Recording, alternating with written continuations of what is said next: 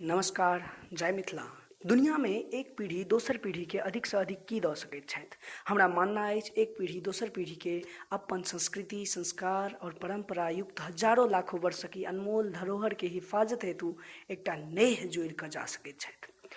हमर विश्वास करू, अपन जीवन के अंतिम छोर पर एहि सब बेसी नजर आयत और ई एक सुंदर तरीका छै जीवन के कुशल बनावे के।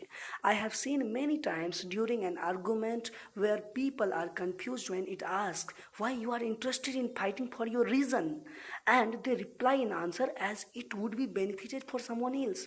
But I think this is not the real answer of the question, since हम सब संघर्ष एहि दुआरे करैत छी ताकि एहि दुनिया के और बेहतर बनावल जा सके। दरअसल मैथिल सन विद्वान नहीं कियो आ मैथिल सन बुर्बक नहीं कियो। आजुक मैथिल अपन धिया के सिखावे में लागल छथि जे कोना हाई क्लासिफाइड लाइफ जीवल जा सकै छै। हुनका एहिसँ कोनो मतलब नहीं छै जे सम्मान से कोना जीवल जाइ छै। Only the kid should have a degree of well-known institution. The guardian have to expend something amount on their kids as monthly premium as investment for permanent interest until their life.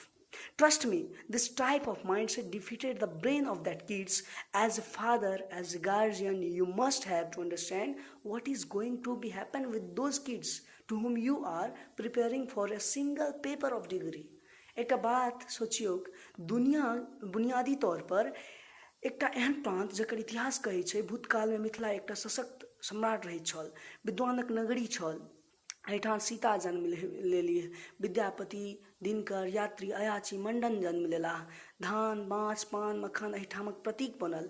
आ यह धरती के ई इतिहास जे अपन इतिहास बचावे ला रंग रहा। आखिर केहन मिथिला छोड़ के जा चाहल छी अहाँ? कि एहन धियापुता के सम्मान से जीवे के कोनो हक नहीं? अगर सब सरकारी क्षेत्र में जेथिन तो बाकी क्षेत्र में के एथिन? You shall have to prepare your kids as intelligent, struggler, knowledgeable, fighter for their prides. याद राखब, जीवन में जो मान सम्मान नहीं तक जीवन के कोनो मोल नहीं। इंजीनियरिंग कॉलेज, कॉमर्स, इकोनॉमिस्ट और बड़का बड़का लॉयर ये सब केवल 60-70 साल में जन्म के हो। तय पूर्ण रूप से मॉडर्न व्यवस्था पर नहीं टिकू। अतः संस्कृति, संस्कार, सभ्यता बहुत पुरान है। अपन संस्कृति, संस्कार संग वर्तमान पीढ़ी के वर्तमान शिक्षा के सेहो महारत हासिल करबाक लेल काज करबाओ। बशर्ते अपन संस्कृति नहीं बिसराय, अपन संस्कार नहीं बिसराय। दुनिया कतबो चांद पर टिकासन पर टिक जते, मुदा मनुख खेबा लेल अन्न ही प्रयोग करतेक। अतः अपन संस्कार नहीं बिसरी। धन्यवाद, बहुत बहुत आभार। मिथिला हित में अहाँ सभक प्रयास कहियो ने कहियो नव देवाल तो एकटा ईंट के रूप में कम से कम काज करबेटा करते। नीक लागे वीडियो तो सब्सक्राइब करब अवश्य। धन्यवाद। जय मिथिला।